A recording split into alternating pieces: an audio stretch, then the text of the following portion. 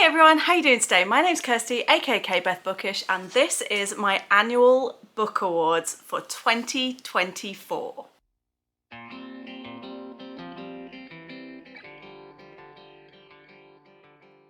Every year I do this video, I compile a list of categories and a list of books that I would like to give some awards to. Do they mean anything to anyone other than me? Obviously not, but do I still do them anyway? Because it's just a really lovely way for me to acknowledge my favourites and maybe some lowlights of the year. Yeah, and it's just a fun thing to do every year. I have various categories. Some are the same as previous years, some are pretty generic, some are a little bit more specific to me and my reading tastes. But we are kickstarting off with the big one, which is my best book of 2024. If you check out my most recent video, you'll see that I recently did my book of the year bracket, which is where I pair all my favourite books from the year against each other until I eventually find the best book of 2024. For this year, it was Little Thieves by Margaret Owen. This one was kind of a surprise to me. I had 2 or 3 in mind and I wasn't sure which of them was going to win, but when it came down to it, this was the winner. But if you want to see the full breakdown as to why, please do go check out that video. But 2024's book of the year goes to Little Thieves by Margaret Owen. As with the good, we always have the flip side and the dark side, which is the worst book of the year. And I'm kind of proud to announce this one because this book is trash and I don't know why so many people love it so much because, ew. And that is Twisted Love by Anna Huang. Just no. I've made a few videos where this book has come up and I've talked about how much I hate it. So just scroll back through my year and it will come up at some point. But it was a very close tie between this and a novella called Hopelessly Hooked that I read earlier in the year. But this one just, considering how many people laud it as such a fantastic romance, I failed to see where the romance is in this book, and I failed to see why people like the characters or anything about this book. It's trash. It's crap. I don't like it. There's so many more better written dark romances out there. Anything other than this. The longest book that I read this year at 512 pages was also Little Thieves by Margaret Owen. Not only was it the best book I read this year, it was also the longest. In terms of books, aesthetics and things like that, the worst book cover of books that I read this year was Dragonbound by Thea Harrison. I do not like this, and even though I tried to not include rereads in this list, I had to include this one because it's just so bad. I hate it. It's even got that little cutout bit that I hate in book covers. It's awful. Okay, let's move on to the best cover of the year. I recently did a video on this where I talked through my favourite covers of last year, but the one that stood out more than any is probably not a surprise if you have seen that video. The Dark Becomes Her by Judy I. Lin. The detailing on this was so beautifully done. You can see all the pencil marks, you can see the effort that's gone into it. It's just perfection in a cover.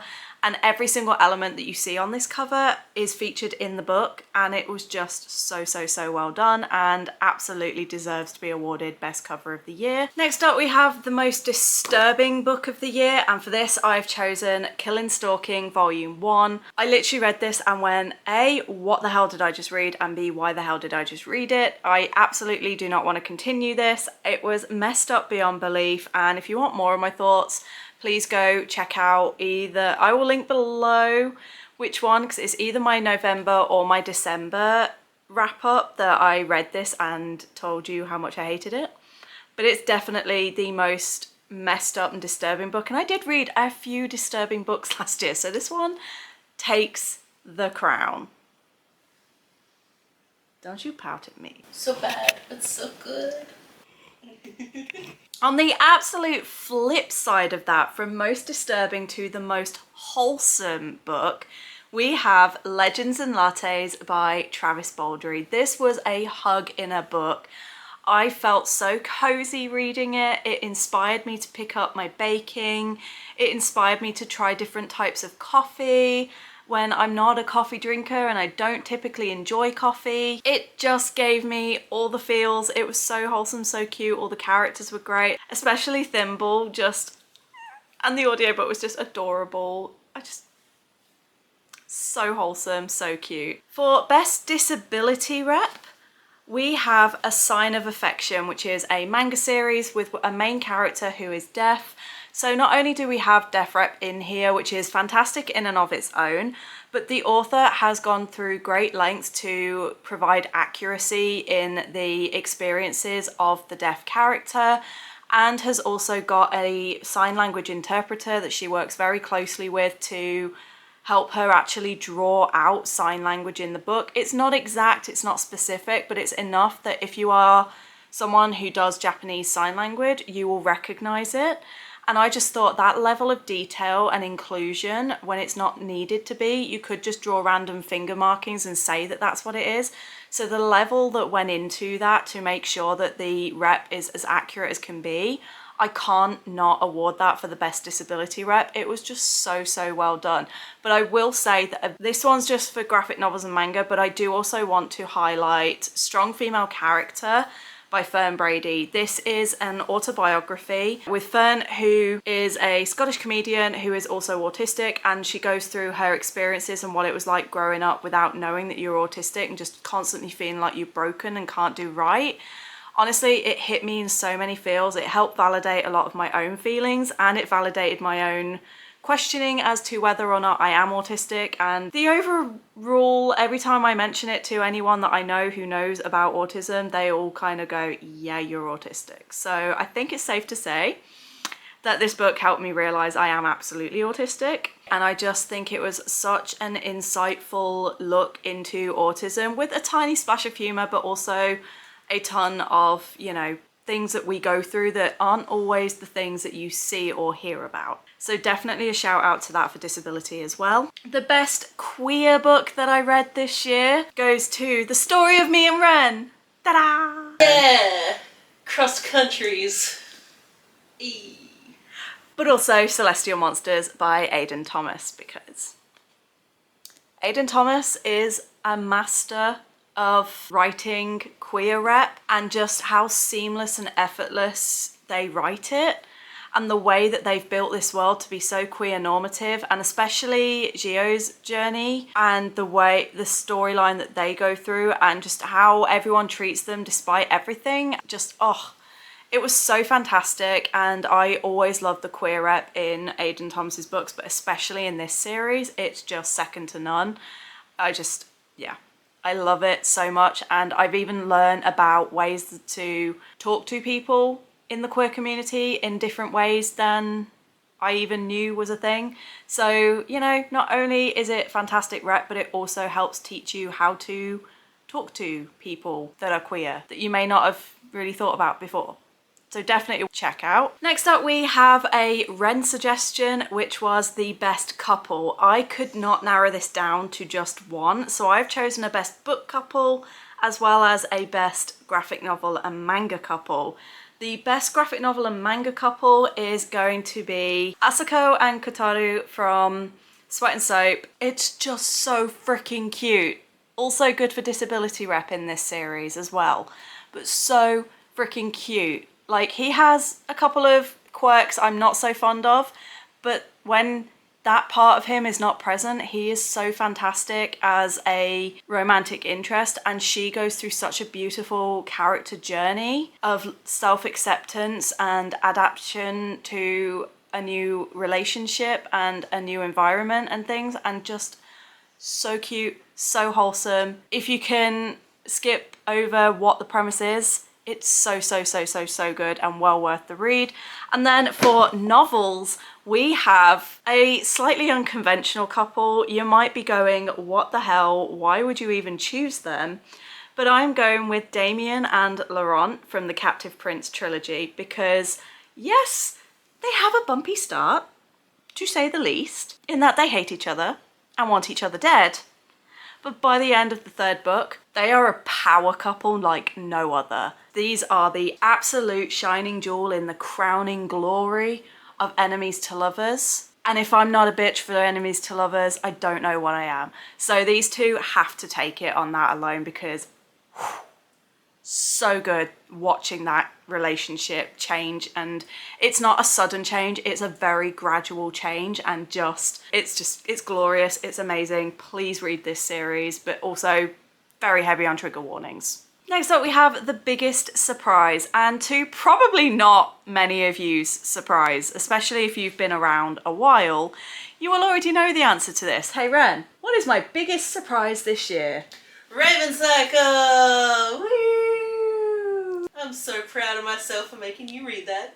As you just heard, Ren did in fact make me read this. In 2023, we did a little thing where we went through each other's shelves and picked out 3 things that we were like, you've got to read that.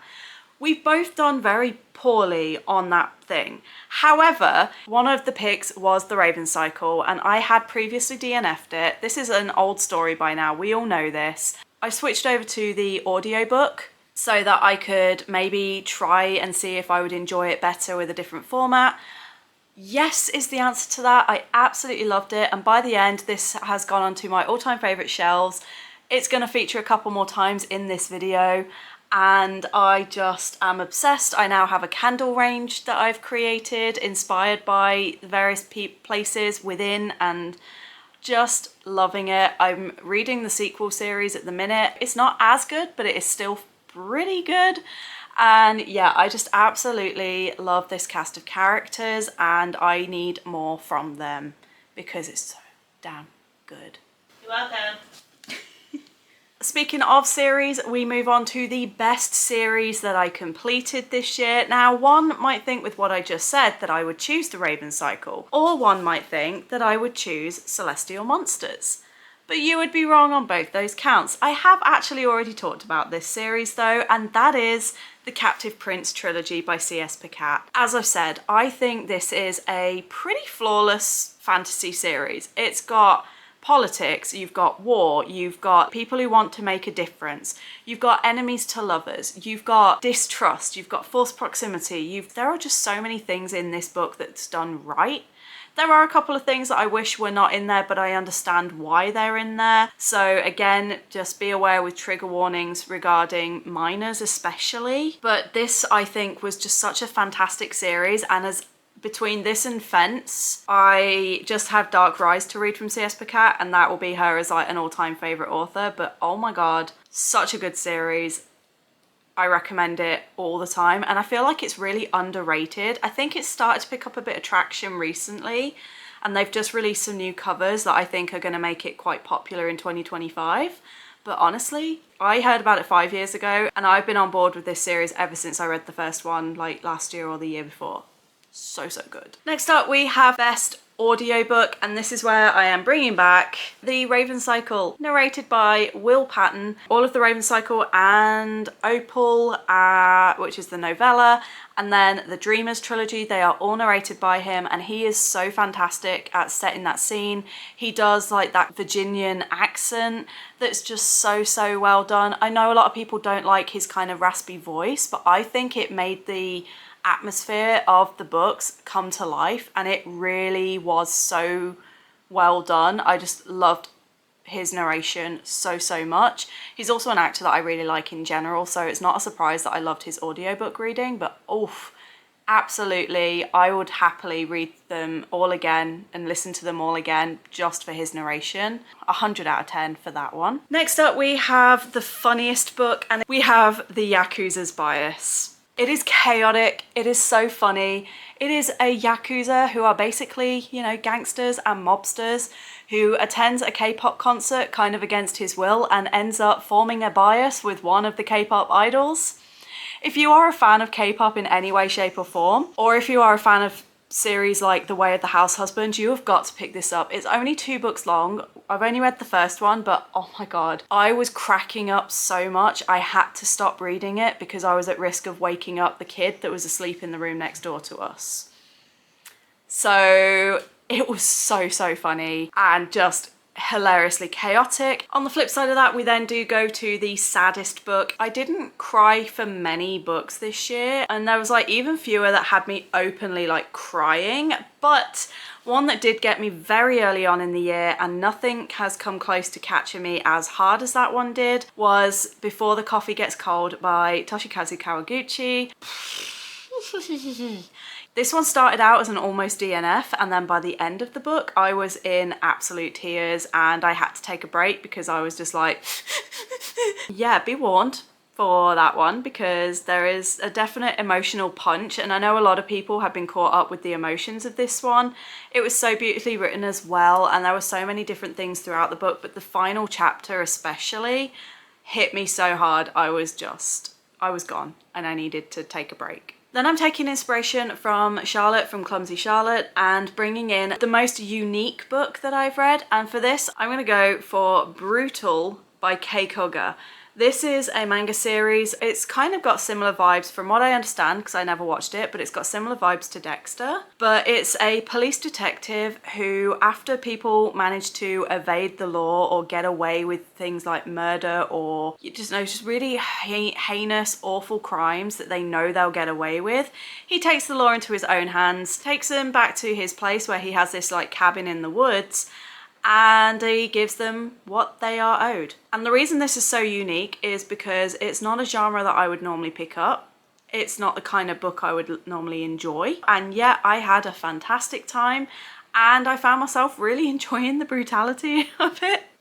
Mostly because it was kind of like these guys deserved everything they got and it was like justification. That's why I enjoyed it. I would not say that I enjoy that kind of thing, and the idea of that happening in real life kind of horrifies me. If you want to know more, check out my best graphic novel and manga video. Next up is my best buddy read / read along, any sort of book that I've read with someone, at least one other person at the same time.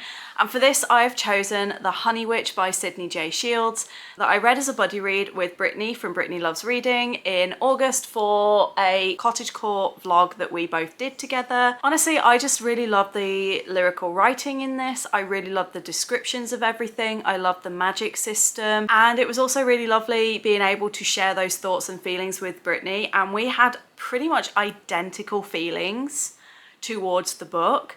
And it was just so fun having those reactions where it was like, I feel this, and then the other one being like, I know, right?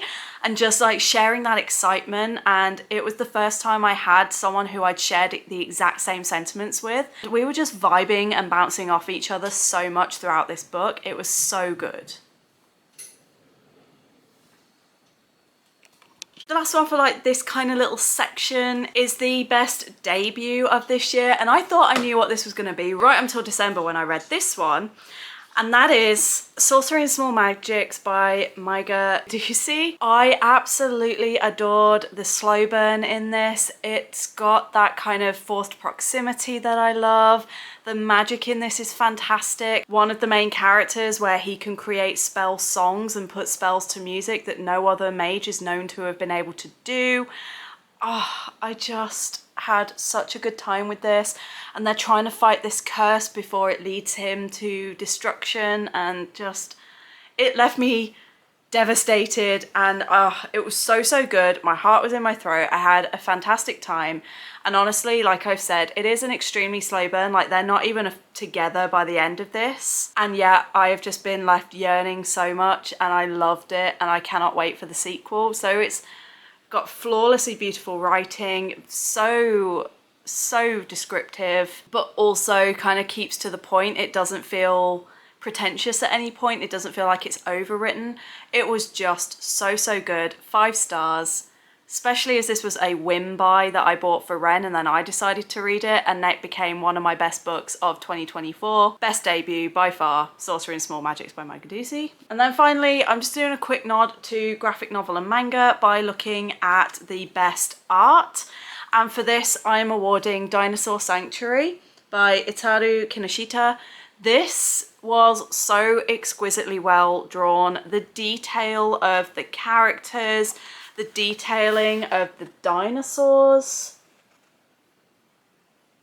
just absolutely stunning.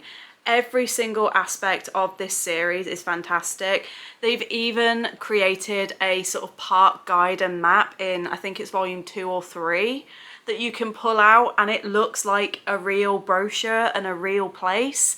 And it's just so well done and drawn to detail. Just 1,000 out of 10, and one of my absolute favorite art styles I've ever seen. The final section of this video is going to be a bit of a quick fire round where I talk through my favorite books in like my top genres, and then I'm wrapping it up with one final thing. So best fantasy, we have Little Thieves by Margaret Owen.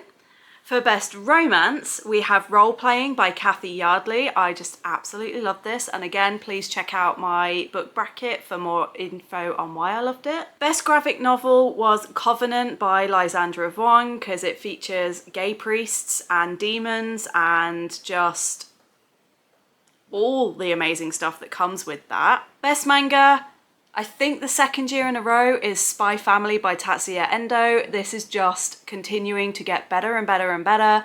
I absolutely love the dynamics of this fake family and I just love everything about this series. It's so good.